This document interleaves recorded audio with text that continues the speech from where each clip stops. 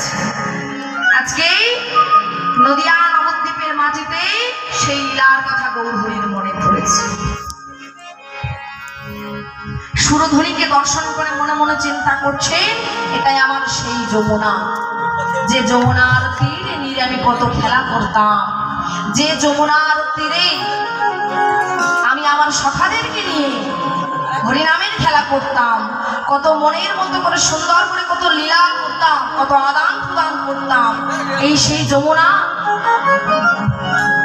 সুরধনীকে দেখেই মনে মনে চিন্তা করছে, এটাই আমার সেই যমুনা। আর অগ ফুল